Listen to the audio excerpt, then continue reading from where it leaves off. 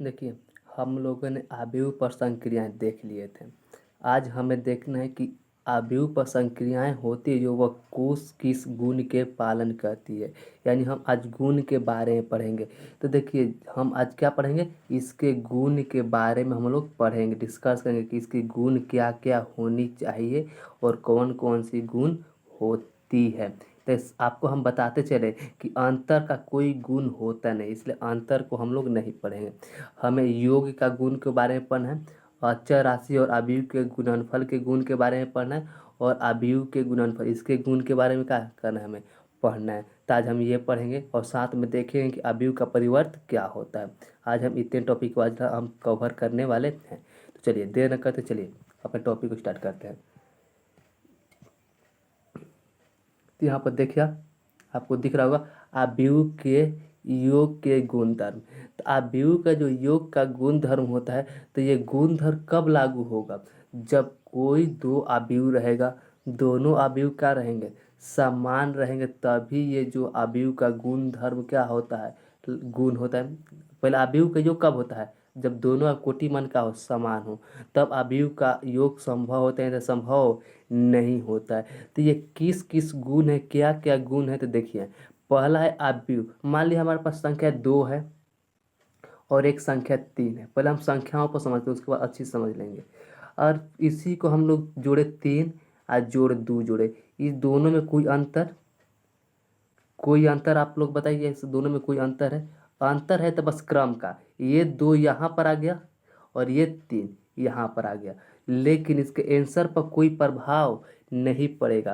तो यही अवयव का ही होता है कि एक अवयव ए है और दूसरा अवयव बी है, उसको ए प्लस बी लिखें या हम इसको बी प्लस ए लिखें, इसमें किसी प्रकार की कोई असुविधा नहीं होती है। यानी हम कह सकते हैं कि पहला जो अवयव के योग का गुण होता है वह होता है क्रम विनिमय नियम, और जो अवयव का योग होता है क्रम विनिमय नियम का पालन करता है, क्रम विनिमय नियम का पालन करता है।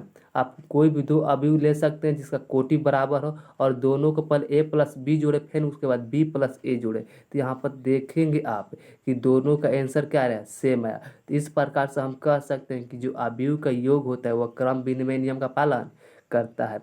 अब इसी में हम थोड़ा और आगे बात करते हैं। तो देखिए, अगर आप कहें ए प्लस बी है, इसको इसको हटा देते हैं। देखिए, अब मान लें कि आपके पास 3 अवयव है, एक अवयव है ए और दूसरा अवयव है बी और तीसरा अवयव है सी, और बराबर यहाँ पर भी आपके 3 अवयव है, इसको अच्छे से लिख दे रहे हैं, बराबर यहाँ पर भी 3 अवयव है, अवयव ए है, अवयव बी है, अवयव क्या है, सी है। देखिए नॉर्मल हम कर रहे हैं, ठीक। तो इसमें अगर हम योग करना चाहते हैं, जोड़ना चाहते हैं, ये तीनों को हम क्या करें, जोड़ना चाहते हैं, ए बी और सी को, तीनों को जोड़ेंगे तो आप कोई भी 3 संख्याओं को कंसीडर कर सकते हैं। ए और बी को अगर योग कर निकालें और लास्ट में सी को जोड़े, अच्छा है बी प्लस सी को जोड़े और तब हम ए को जोड़े, तो दोनों का मान क्या आएगा, सेम ही आएगा। तो यहाँ पर हम कह सकते हैं कि ये जो नियम है साहचर्य नियम है, यानी कह सकते हैं कि अवयव जो होती है साहचर्य नियम का पालन करती है। अवयव क्या होती है, साहचर्य नियम का पालन करती है। नहीं तो इसके लिए आप कोई भी आप ले सकते हैं अवयव, जो क्या होना चाहिए, सबका कोटि समान होना चाहिए, जो कोटि ए का होगा वही कोटि बी का, वही कोटि का होना चाहिए सी का। आप उसको एक इस तरीके से जोड़ें और फिर इस तरीके से जोड़ें, तो दोनों ही केस में देखेंगे कि आपका जो योग आया समान आया। तो इस प्रकार से कह सकते हैं कि जो अवयव के योग होता है वह साहचर्य नियम और कर्मय विनिमय नियम, दोनों नियम का क्या करते हैं, पालन करते हैं। यहाँ तक आप समझ गए होंगे। चलिए अब तीसरा जो देखते हैं, तीसरा क्या कहता है रूल। तो तीसरा रूल कहता है, मान लीजिए आपके पास कोई संख्या 2 है, तो 2 में आप कौन संख्या जोड़े कि ये 2 ही प्राप्त हो जाए। आपको 2 में इसमें कौन संख्या ऐड करेंगे, हम लोग यहाँ पर आपको ऐड करना है। अब कौन संख्या यहाँ पर ऐड करेंगे कि जोड़ने के बाद भी वो संख्या अपरिवर्तित रहे, क्या रहे, अपरिवर्तित। ये जो गुण कहलाता है, ये गुण कहलाता है, ये आपका गुण कहलाता है योग तत्समक। क्या कहलाता है, योग तत्समक। देखिएगा इसे क्या कहते हैं, योग तत्समक।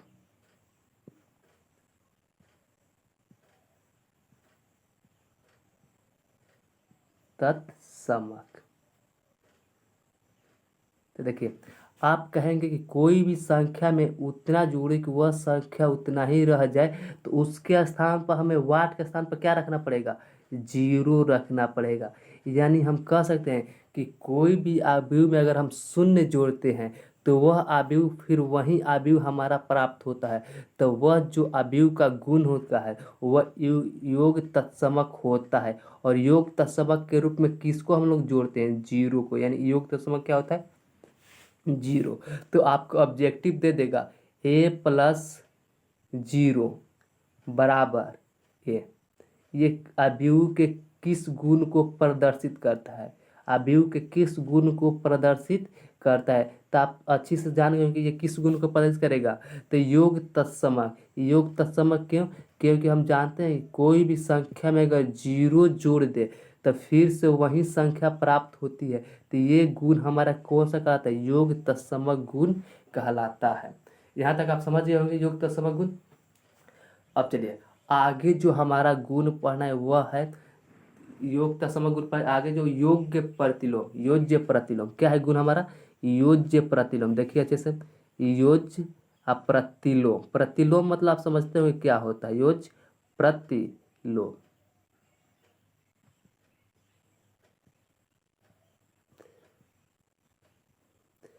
योज्य प्रतिलोम, आप योज्य प्रतिलोम के मतलब जानते हुए, योज्य मतलब होता है जोड़, योज्य का मतलब क्या होता है, जोड़। अब प्रतिलोम का मतलब उल्टा, प्रतिलोम का उल्टा मतलब उल्टा, यानी कि जोड़ है तो क्या चीज हो जाएगा, घटा हो जाएगा। मान लिया आपके पास कोई भी संख्या दिया है, कोई संख्या 3 है, इसके योज्य प्रतिलोम क्या होगा, तो इसके उल्टा क्या हो जाएगा, -3। -3 क्या होगा, योज्य प्रतिलोम क्या होगा, -3। यानी कोई भी संख्या के अगर हम उल्टे करके जोड़े तो वही जो आएगा वही योज्य प्रतिलोम कहलाता है। और योज्य प्रतिलोम के करने के बाद हमें जो योगफल आएगा वह हमेशा क्या आएगा, शून्य आएगा। और इसको अगर हम जोड़ देते इसका मान क्या आएगा, शून्य होगा। यानी योज्य प्रतिलोम के योगफल के बाद हमें क्या प्राप्त होता है, तो ये शून्य प्राप्त होता है। और शून्य क्या है, ये आप कहेंगे कि क्या है, योग का तत्समक है। क्या, योग का तत्समक है। यानी योग के प्रतिलोम उसे ही कहेंगे जब किसी भी आव्यूह में उसके विपरीत आव्यूह से को जोड़ दे। जबकि कोई आव्यूह है उसको विपरीत आव्यूह को जोड़ दे, जिसके फलस्वरूप हमें क्या प्राप्त होता है, योग का तत्समक प्राप्त होता है। तो वह गुण क्या कहलाएगा, योज्य प्रतिलोम कहलाएगा। वह गुण क्या कहलाएगा, योज्य प्रतिलोम कहेगा। अगर इसको लिखना चाहे तो कोई आव्यूह है ए में क्या जोड़ेंगे, -a। ए में हम क्या जोड़ेंगे, -a। तो ये जो गुण को प्रदर्शित करेगा, ये जो गुण होगा, ये जोड़ने पर 0, ये गुण क्या कहलाएगा आपका, योज्य प्रतिलोम कहलाएगा। और जो बराबर में 0 आया ये क्या कहलाएगा, योग का तत्समक कहलाएगा। यहाँ तक समझ गए होंगे। तो चलते अब हम अगले नियम की बात करते हैं। अगला नियम क्या कहता है हमारा, तो अगला नियम है, आप देखेंगे तो निस्सरण। निस्सरण नियम देखिए आप अच्छा से, निस्सरण। निस्सरण नियम क्या कहता है, तो देखिए कोई 3 आव्यूह दिया हो, क्या दिया हो, कोई 3 आव्यूह दिया है, कोई आव्यूह 3 आव्यूह है, ए है, बी है और सी है। कोई 3 अलग अलग आव्यूह है, अलग अलग है, लेकिन इन तीनों के कोटि क्या होना चाहिए, समान होना चाहिए, m/n, यानी m×n होना चाहिए।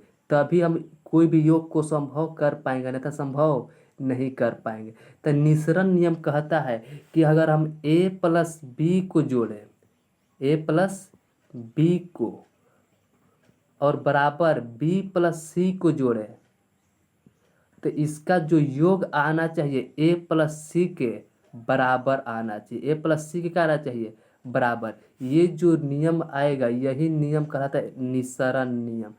आपको 3 गो आव्यूह दिया, पहले a+b जोड़े और फिर b+c जोड़े, तो ये जो दोनों का मान आना चाहिए a और c के योगफल के बराबर आना चाहिए, तब आप समझेंगे कि ये जो नियम है निसरण नियम है, नहीं तो निसरण नियम नहीं है। तो ए प्लस सी क्यों आना चाहिए, तो आप लोग जानते होंगे बराबर में जब बराबर हो तो कर जाता है, बी से बी कर जाता है, क्या हो जाएगा ए और सी के बराबर ही आएगा।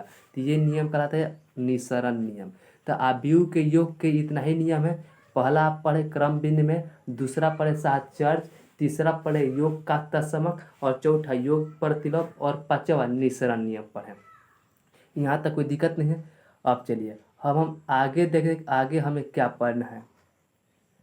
आगे अदिश और आव्यूह के गुणन के गुण। कोई अदिश तो अदिश के लिए या लेमडा लिए यही दिए थे।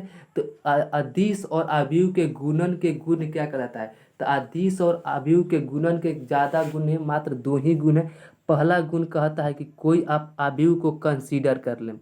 कोई आपका दो आव्यूह है, जैसे ए और बी, आपके पास कोई दो आव्यूह है और इसमें कोई अचर पद के से गुना करते हैं। अदिश के से क्या करते हैं, गुना करते हैं। तो इसका नियम कहता है कि दोनों को योग करके गुना करें या गुना करके योग करें, दोनों क्या होता है, बराबर होता है। दोनों क्या होता है, बराबर होता है। ये पहला नियम है काची अदिश और आव्यूह के गुणन के।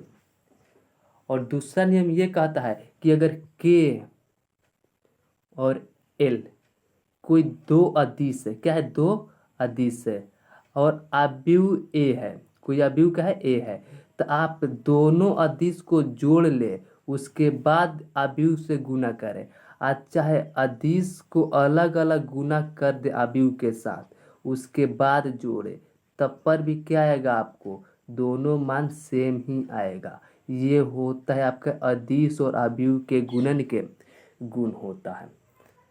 आप समझ रहे हो, अदिश और आव्यूह के गुणन का गुण में कोई ज़्यादा अंतर नहीं है, ज़्यादा डिफिकल्ट भी नहीं है।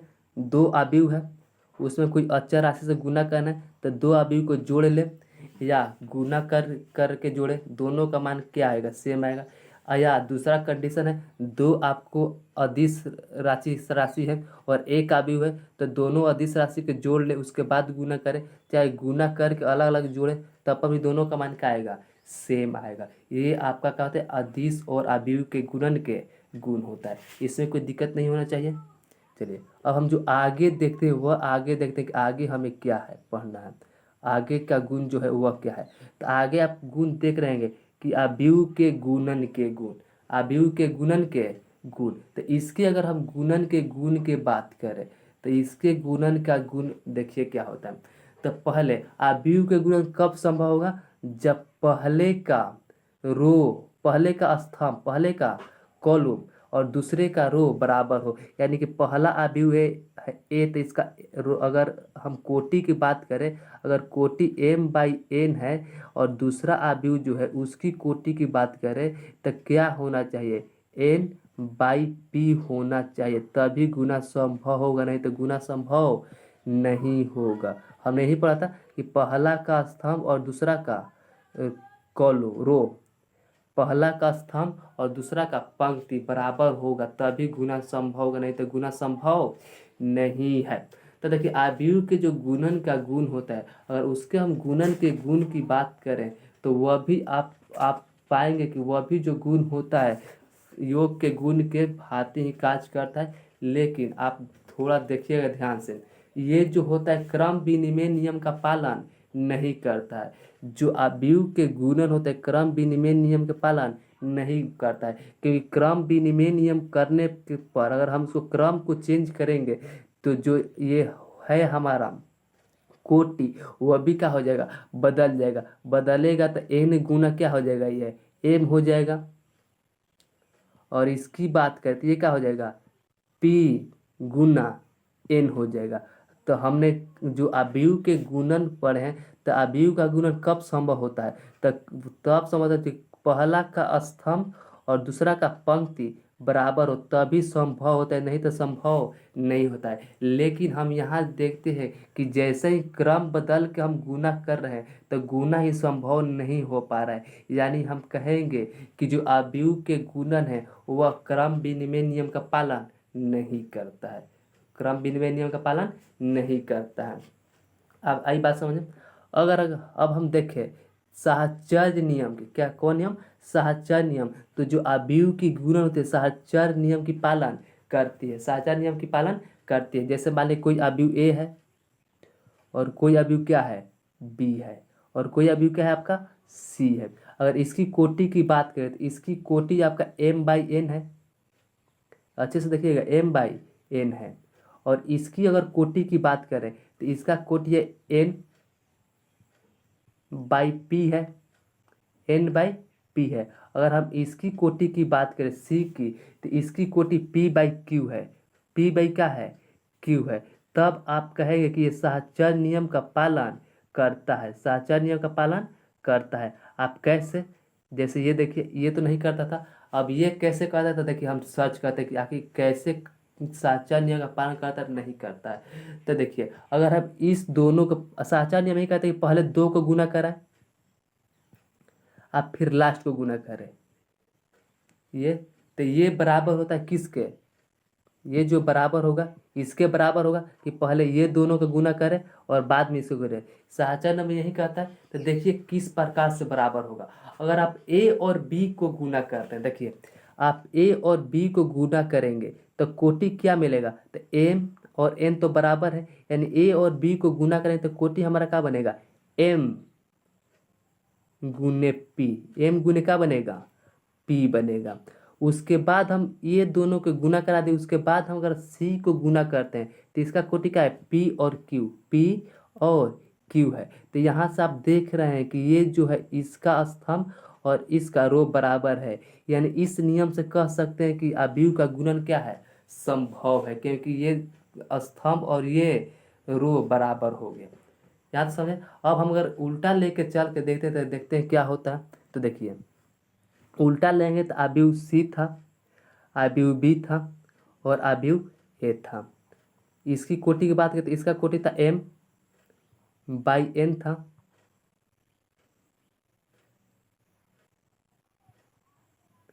अगर इसकी कोटि की बात करें तो इसका कोटि था n/p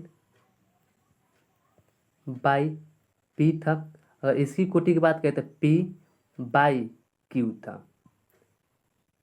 तो देखिए अगर इसकी हम गुना की बात करें तो ये आप देखें कि अगर इसको गुना कराएं बी और सी को, तो देखिए इसका स्तंभ इसका पंक्ति बराबर है, यानी इसका कोटि क्या हो जाएगा गुना करेंगे तो n गुना क्यू, n गुना क्यू। अगर हम फिर ये दोनों को गुना करके ए के साथ गुना करते हैं तो इसकी कोटि की बात करते हैं तो यहाँ पर देखिए n स्तंभ और n पंक्ति बराबर, यानी कि इसका भी कोटि क्या आया, m गुने क्यू आया। यानी दोनों ही केस से देखें तो दोनों ही केस में कोटि का है m गुने क्यू। तो हम कहेंगे कि जो अवयव का गुणन होता है वह साहचर्य नियम का पालन करता है, लेकिन लेकिन क्रम विनिमय नियम का पालन नहीं करता, ये ध्यान रहे। तो आप देखिए अब तीसरा गुणन का तीसरा नियम है बंटन नियम। कौन नियम है, बंटन नियम। तो बंटन नियम क्या होता है वो देखिए आप अच्छे से कि बंटन नियम क्या होता है। तो बंटन मतलब बांटना, बंटवारा करना, डिस्ट्रीब्यूटिव लॉ, बंटवारा। जैसे आपका कोई अवयव है ए और बी प्लस सी है, तो बी और सी को हम अगर जोड़कर ए के साथ गुना करें, ए के साथ गुना करें, या बंटन नियम के द्वारा ए और बी को गुना करें और फिर हम बी और सी को गुना करें, तो हमारा मान क्या आएगा, सेम आएगा। ये कहता है बंटन नियम। यानी जो अवयव का गुणन होता है बंटन नियम का पालन करता है, बंटन नियम का पालन करता है। यहाँ तक समझ गए। उसके बाद निसरण नियम भी था। तो जो अवयव का गुणन होता है वह निसरण नियम का पालन नहीं करता है, निसरण नियम का पालन नहीं करता है, क्योंकि निसरण नियम क्या था, ए गुना बी था, ए गुना बी था और गुना बी गुना सी था। तो ये निसरण नियम कहता है कि ए और सी बराबर होगा। तो ये जो निसरण नियम का पालन नहीं करता है, आप देखें कैसे नहीं करता है, उसको हम अच्छे से एक्सप्लेन कर देते हैं। तो ए का कोटि मान लीजिए m और बाई n है, और इसका क्या है n बाई, देखिएगा एन और बाई यहाँ पर, इसके बाद ए और सी होगा, ए और सी होगा, यहाँ पर ए और बी नहीं, ए और सी होगा ना, क्योंकि बी से बी कर जाए, एन बाई पी है, तो इसमें तो एन बाई पी होगा, इसको मानते हैं क्या है, पी बाई क्यू है। अगर इसकी हम गुना की बात करें तो बी से बी कट जाएगा, तो बचेगा ए और सी, और ए और सी का गुना तभी संभव हो पाएगा जब ए का स्तंभ और सी का पंक्ति बराबर, तो पंक्ति तो बराबर है नहीं, तो इस प्रकार से हम कह देंगे कि जो अवयव का गुणन होता है निःसरण नियम का पालन नहीं करता है। ये आप समझ गए होंगे। अब चलिए, अब आगे जो है गुणन का तत्समक, गुणन का तत्समक, तो हमारे पास मान लीजिए कोई अवयव ए है, अब अवयव ए में आप किस संख्या से गुना करें कि उसका मान ए ही प्राप्त हो, गुणन है तो गुना ही करेंगे। आपका देखे होंगे कि योग का तत्समक जो था क्या था, आपका योग करके उतरा रहा था, और गुना मतलब गुना कर, क्या से गुना करें कि उसका मान ए ही आए। तो आप कहेंगे कोई भी संख्या में अगर हम एक से गुना करते हैं तो उसका मान क्या आता है, एक ही आएगा, यानी जो एक है यही का है आपका योग का नहीं, योग नहीं सॉरी, गुणन का गुणन का तत्समक क्या है, वन का है हमारा गुणन का तत्समक है, समझ गए, गुणन का तत्समक। तो इस गुणे को अगर हम गुणन का तत्समक है दोनों तरफ से सत्य होना चाहिए, यानी ए में अगर वन से गुना करते हैं तब भी उतना ही आना चाहिए, चाहे वन में ए से गुना करें तब पर भी उतना ही आना चाहिए, तभी हम कहेंगे कि आप गुणन का तत्समक है, नहीं तो गुणन का तत्समक नहीं है। एक क्या होता है, तो इकाई होता है सदिश, इकाई तत्समक पढ़े हुए, यानी इसे आई द्वारा लिखते हैं, तो आई इंटू ए, अच्छा है आई इंटू ए या ए इंटू आई, दोनों का मान क्या होता है, ए के बराबर होता है। तो इसी को हम लोग बोलते हैं अवयव के का, अवयव के गुणन का तत्समक, अवयव के गुणन का तत्समक कहते हैं। यहाँ तक आप समझ गए होंगे। तो अवयव का गुणन का तत्समक कब संभव है, तो ये वर्ग अवयव के लिए काम करता है, क्योंकि हम जब तत्समक अवयव बताए होंगे तब बताए थे कि ये जो अवयव होता है वर्ग अवयव पर लागू होता है, यानी जो अवयव का गुणन का तत्समक नियम जो है वह किस नियम पर लागू होगा, तो अवयव के वर्ग नियम पर लागू होगा, अगर वर्ग होगा तभी ये अवयव के गुणन का तत्समक लागू होगा, नहीं तो लागू नहीं होगा। तो अवयव के गुण खत्म। अब हमारा बचे अवयव का परिवर्त, अवयव का परिवर्त क्या होता है, तो चलिए इसके लिए हम बैक आते हैं और दूसरे को वीडियो चालू करते हैं। देखिए, तो अवयव का परिवर्त, अवयव का परिवर्त की हम बात करें तो इसे बोलते हैं transpose of matrix, transpose of matrix. अवयव का परिवर्त क्या होता है, तो देखिए अवयव के पर यहाँ पर रो लिखे हैं और यहाँ पर क्या लिखे हैं, कॉलम, यहाँ पर रो और यहाँ पर क्या है कॉलम, यहाँ पर रो और यहाँ पर कॉलम। तो अवयव का परिवर्त का मतलब है रो को कॉलम में और कॉलम को रो में बदलने की जो प्रक्रिया है वही प्रक्रिया क्या कहते हैं, अवयव का परिवर्त। रो को कॉलम और कॉलम को रो में, यानी कह सके अगर कोई अवयव ए है, अगर इसकी कोटि एम बाई एन है, कोटि का है एम बाई एन है, तो इस अवयव के जो परिवर्त करेंगे, जो परिवर्तन करेंगे, तो परिवर्तन को ए टी या ए डैश द्वारा हम क्या करते हैं, तो जो अवयव का परिवर्तन है इसे क्या लिखते हैं, अगर अवयव ए है तो इसको परिवर्तन को ए डैश लिखेंगे या ए टी, ए डैश या तो क्या लिखेंगे ए टी लिखे या ए डैश, तो टी का ए टी का मतलब का अवयव ए का ट्रांसपोज, अवयव ए का ट्रांसपोज, तो टी बहुत कम आता है, आपको ए डैश ज़्यादा देखने को मिलेगा, तो ए डैश या ए टी द्वारा क्या करते रहते हैं। तो हम कहें क्या बोला कि रो को कॉलम को, कॉलम को रो को, तो ये क्या है, आप कहेंगे कि जो एम है हमारा क्या है रो है और एन है जो क्या है कॉलम है। तो जब इसका हम अगर परिवर्त ज्ञात करेंगे, ट्रांसपोज ज्ञात करेंगे, यानी कि ए डैश, तो जो ए डैश का मान होगा क्या होगा, एन गुने एम के बराबर हो जाएगा, यानी इसका क्या हो जाएगा, कोटि बदल जाती है, कोटि क्या होती है बदल जाती है। तो यही क्या लगती है अवयव का परिवर्त कहलाता है, अवयव का परिवर्त कहलाता है। अगर अवयव के परिवर्त का आप एग्जाम्पल देखना चाहें तो देखिए अच्छे से कैसे होता है, यहाँ पर देखिए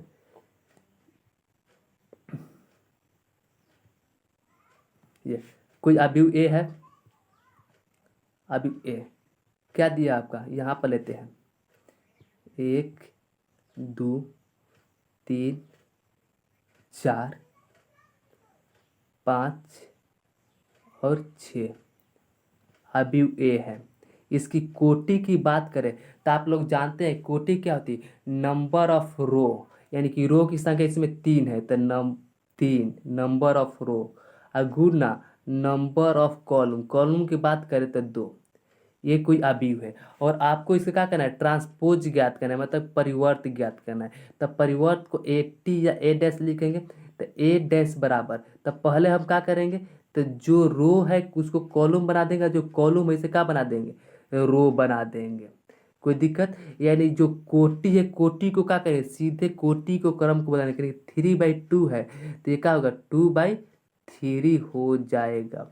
ये आपका अवयव का क्या होगा, परिवर्त होगा। तो आप कैसे, तो देखिए इसको अच्छे से देखिए, ये हमारा क्या है, रो है, ये क्या है, रो है। तो रो को क्या कर देंगे हम लोग, कॉलम, यानी क्या हो जाएगा 1 3 और 5। ये देखिए रो हमारा क्या बन गया, कॉलम बन गया, और ये दूसरा रो तो ये दूसरा कॉलम बना देंगे, सॉरी ये C1 है तो C1 का में कन्वर्ट हो गया, आप कहेंगे R1 में, यानी कॉलम का चीज बदल गया आपको पंक्ति में। और दूसरा ये C2 है, यानी दूसरा कॉलम, तो दूसरा कॉलम का चीज बदलेगा दूसरे पंक्ति में, यानी कि ये 2 हो जाएगा, ये 4 हो जाएगा, और ये क्या हो जाएगा 6 हो जाएगा। ये आपका क्या हुआ R2। तो यहाँ पर आप देख रहे हैं कि परिवर्त किस प्रकार से हम लोग ज्ञात करते हैं, यानी कि रो को कॉलम में, कॉलम को रो में बदल देंगे, तो वही जो बदलने की प्रक्रिया है तो वही क्या कहलाती है, आपकी अवयव का परिवर्त कहलाता है। ये देखिए ये क्या था, आपका रो था, तो रो जो खाता काची बन गया कॉलम, ये भी आपका रो था तो ये क्या बन गया कॉलम, ये भी आपका रो था, ये क्या बन गया आपको कॉलम। तो आप इस तरह से देखते हैं कि रो जो है कॉलम, और कॉलम जो रो से हो बन जा रहा है, तो वही जो कॉलम से रो और रो से कॉलम बनाने की प्रक्रिया है वही प्रक्रिया अवयव का परिवर्त कहलाता है। और हम फिर से कहें कि अगर इसका हम एक बार और परिवर्त कर दें तो फिर से कहेंगे, फिर से हमारा जो क्वेश्चन था वही आ जाएगा, यानी आप कहेंगे ए डैश है, अब फिर से इसका हम लोग डैश से निकाल लें तो फिर से हमें वही प्राप्त होगा जो हमारा क्वेश्चन था, यानी कि ए डैश बराबर, ए डैश का डैश बराबर क्या होता है, ए होता है। ये आप ध्यान रखें, बहुत ही महत्वपूर्ण ऑब्जेक्टिव है, आपको हमेशा ध्यान रखना है। तो चलिए अब आगे देखते हैं क्या है। अब अवयव का परिवर्त समझ गए होंगे। अब अवयव के परिवर्त के गुण, अवयव का जो परिवर्त होता है उसका गुण क्या क्या होता है, तो उसका गुण होता है, तो देखिए पहला उसका गुण है कि कोई अवयव ए है और कोई दूसरा अवयव बी है, और ए और बी का हम परिवर्त निकालते हैं, या इसको उल्टे करके, यानी कि बी डैश करके और ए डैश का परिवर्त निकाल के गुना करें, यानी कि दोनों के गुना करके परिवर्त करें। अच्छा है, परिवर्त करके उल्टा गुना करें, जैसे ए से बी है तो गुना फिर क्या करना है, परिवर्त करके बी से ए गुना करना है, तब आप पाएंगे कि दोनों की केस क्या होंगे, बराबर होंगे। यानी पहला एक ए बी का डैश है तो बी डैश ए डैश हम लोग कर सकते हैं। और दूसरा आप पढ़ लिए हैं अभी कि ए डैश का अगर हम डैश करते हैं तो फिर से हमें वही मान प्राप्त होता है, ये अवयव के परिवर्त का दूसरा गुण है। अगर तीसरा गुण की बात करें तो ए प्लस या माइनस, ए प्लस हो या क्या हो माइनस बी डैश हो, तो इसको हम लोग A dash plus minus B dash लिख सकते हैं। प्लस और माइनस दोनों के लिए है, प्लस है तो प्लस, माइनस है तो माइनस, अलग अलग डैश करके जोड़े या जोड़ कर डैश करें, दोनों का मान क्या होता है, बराबर ही होता है। अगर हम इसके चौथा गुण की बात करें तो कोई अचर राशि ए है, के है, और कोई अवयव ए है, जब अचर राशि और अवयव को एक साथ गुना करके परिवर्त करें, एक साथ गुना करके परिवर्त करें, अच्छा है परिवर्त कर दे पहले और उसके बाद क्या करे, गुना कर दे, दोनों ही क्या होता है, सेम होता है। ये अवयव के क्या है, इतने प्रॉपर्टीज हैं, अवयव के परिवर्त के गुण आपको इतने मिलेंगे। ये है पहला गुण, यहाँ पर आप पहला गुण ये है, और जो ये है आपको जो अलग अलग कलर से हम घेर दे रहे हैं ये है जो है दूसरा गुण है। और ये जो है आपका आव्यूह के परिवर्त का तीसरा गुण है। आव्यूह के परिवर्त का ये तीसरा गुण है। अगर हम चौथा गुण की बात करें तो ये जो है आव्यूह का परिवर्त का चौथा गुण है। तो आव्यूह के परिवर्त के टोटल 4 गुण है। तो हमारा आज का टॉपिक समाप्त हुआ।